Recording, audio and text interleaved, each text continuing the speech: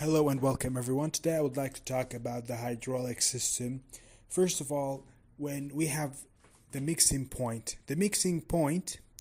actually receive from three parts. First from the A bottle, the red bottle, from B bottle, which is the bicarbonate pump, and the concentration pump, and also it receives water, RO water, from the water tank, and our water first goes into the gassing pump, then to the water tank, then the mixing point when it gathers with the A and B pumps.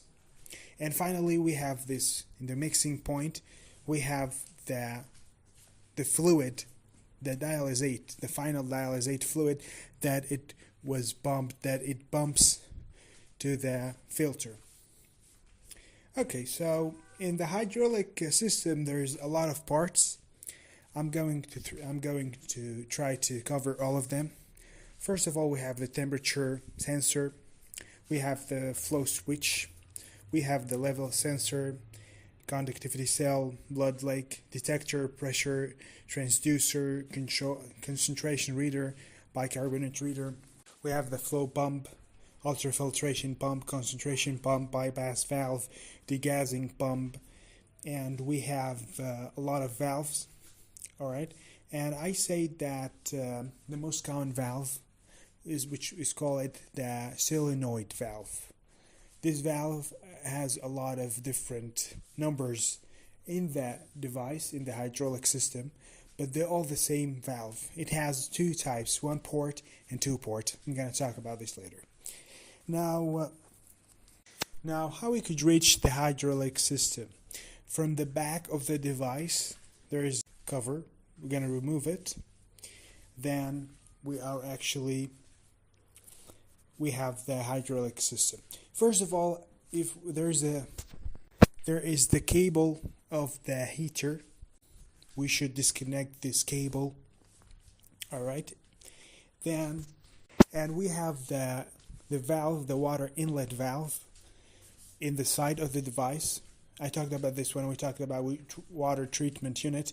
When the water came from the treatment unit to the device, first goes through this water inlet valve to make sure that the water has no impurities and other things.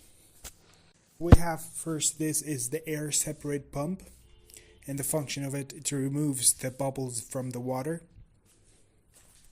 And each valve actually, it has a specific number written on it. So if the device gives you a error message, you would know that the valve, for example, it gives you a specific number. So you know the valve, the location of the valve, therefore you could replace it, see if the problem was solved. We have this switch to control the pressure. We have two pumps, the flow pumps and the degassing pumps. First we have the flow pump, and directly above it there is the degassing pump. Actually they look the same. Okay, we have actually, see those red points around those pumps. Actually those points, those red points, through it we could measure the pressure. So we have to monitor the pressure all over the system to make sure that the pressure in certain values. This is the conductivity cell. This is the electrical board of the hydraulic unit. This is the heater. Okay, those are two solenoid valves. This chamber, actually they call it the multifunction chamber. And the main point of this chamber, three chambers together actually, as you could see. The point of it to make sure there is no gases in the dialysate. This is the purpose of those three chambers. Those actually two black parts are the motor of the degassing and the flow pump. I hope they're clear. Those squared parts are actually the pumps, the two pumps, one of them for the bicarbonate pump and the other one is the concentration pump. This is actually the balance chamber. This has this is the balance chamber. This is in the middle of the balance chamber. 8 solenoid valve would be attached to this chamber. It looks like 4 vertebrae together. Here we have the heat exchanger. Right, the degassing pump actually motor. It has a hat that attached to it.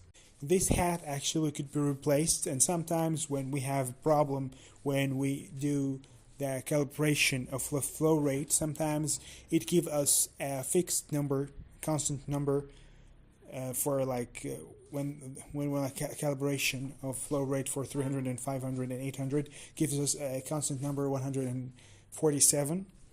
Most likely the problem would be related to the hat of the degassing pump. We could replace the hat. Alright. Now the solenoid valve, as said and mentioned before, it has 2 types. The first type is the 1 port, and the second one has 2 ports. Okay,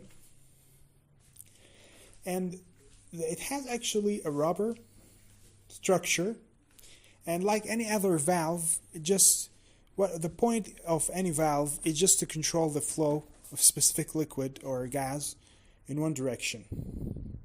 And the physical principle that the solenoid valve depends on, which is the magnetic.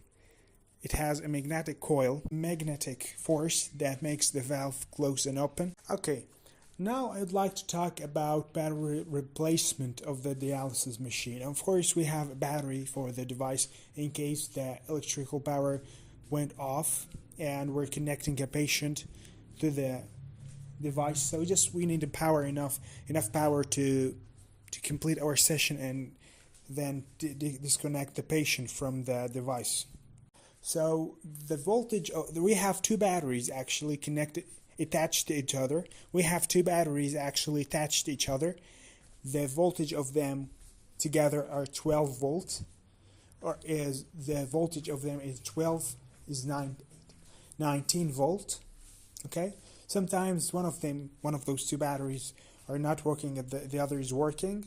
Okay, and of course before starting to replace the battery, we have to turn off electricity, disconnect the device from the electricity. There are actually 2 batteries. The first one is bigger than the other, and the first one has the voltage of 13 volts. The smaller one has voltage of 6 volts. Sometimes the problem won't be in the battery itself, sometimes in the charging circuit of the battery. Okay, so I have to make sure that there is nothing wrong with my charging circuit. Now as well, I would like to talk about the diasafe filter in the back of the device. It has this similar look. It looks like the main filter, the dialysate filter. The point of it just to make sure that the water that we are going to use in our device is actually, has no impurities. There's no sand stuck in it. They're just totally suitable to use it on a dialysis machine. And this filter actually the diasafe filter should be replaced every 3 months. I'm going to show you how we're going to replace it. There is this button, it said clearing button. I'm going to press it. The last option is filter change. Okay. Then start to emptying the filter from water, because the filter, of course, has water in it from the device. You're going to wait for a bit. Then it gives you another label, another message. It says filter changed. Now you have to go ahead and replace your filter. Okay, and after that you're gonna press confirm. After you replace your filter, you're gonna press confirm. Okay, and it says after you confirm it, the device is going to fill water. Is going to fill the new filter, the new diasafe filter with water. Okay, and remember, it's very important after you connect the new filter, gives you options for clearing this new filter. You could choose one. You could choose any of them. Disinfection, for example. There's disinfection, hot disinfection. Disinfection is good, is enough for a new filter. Okay, you're gonna wait for a minute. They're gonna wait for 13 minutes actually. So the disinfection program would be completed in 30 minutes. And after that, your filter is actually ready to go. Your filter is actually, and always remember something when you replace your filter, when you replace your diasafe filter, always remember to write on the filter the date of the day that you replaced the filter, because the next time you want to replace the filter, you have to know when exactly did you replace it. Okay, it usually depends on the protocol of the hospital. It would be replaced each 3 months. Also, I would like to talk about something called the maintenance kit. It's actually a kit from the company. It contains all the necessary parts that should be replaced, or when you use them through maintenance, some valves, some tubes. Also, I would like to talk about the flow switch that is used in the dialysis machine. It actually tells you how much water you have in your tank. Alright? The principle actually is very easy. You have a plastic part that moves upward and downward, and when it moves upward, it will actually cut off the electrical current, therefore the water would stop, the flow of water would stop, and vice versa. It depends on a magnet. Okay, through the position of this magnet, it let the electrical flow goes on and off. Okay, I hope that was clear. And now I think that's it for today, and I hope in the next video I would like to talk about the most common errors in the dialysis machine. Thank you so much for listening, and goodbye.